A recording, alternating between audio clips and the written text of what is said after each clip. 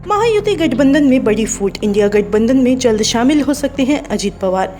लोकसभा चुनाव के नतीजों पर नजर डालें तो महाराष्ट्र में महायुति गठबंधन उम्मीद के मुताबिक प्रदर्शन नहीं कर पाई है। चुनावी नतीजों के बाद महाराष्ट्र के डिप्टी सीएम देवेंद्र फडणवीस ने तो इस्तीफे की पेशकश भी कर दी थी। इसके बाद एनडीए के खेमे में टूट की खबरें भी सामने आ रही हैं। इसी कड़ी में अब अजित पवार की एनसीपी ने कुछ ऐसे संकेत दे दिए हैं जिससे तय माना जा रहा है कि विधानसभा चुनाव से पहले वे एनडीए छोड़ इंडिया गठबंधन में शामिल हो जाएंगे।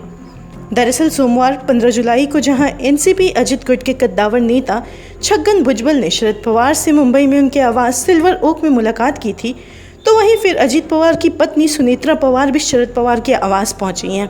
अजित पवार की पत्नी और राज्यसभा सांसद सुनेत्रा पवार पुणे के मोदी बाग पहुंची। उस समय शरद पवार भी मोदी बाग में ही मौजूद थे। एक ही समय पर एक ही स्थान में सुनेत्रा पवार और शरद पवार की घंटों मौजूदगी ने महाराष्ट्र की राजनीति को एक बार फिर से चर्चा के केंद्र में ला दिया है।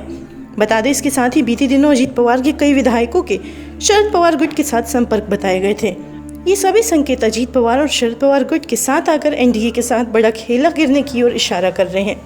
गौरतलब है कि शिवसेना और एनसीपी दो भागों में टूट चुकी है। ऐसे में चाहे महायुति हो या महाविकास अघाड़ी, दोनों ही गठबंधन के लिए सीटों का बंटवारा काफ़ी मुश्किल साबित होगा।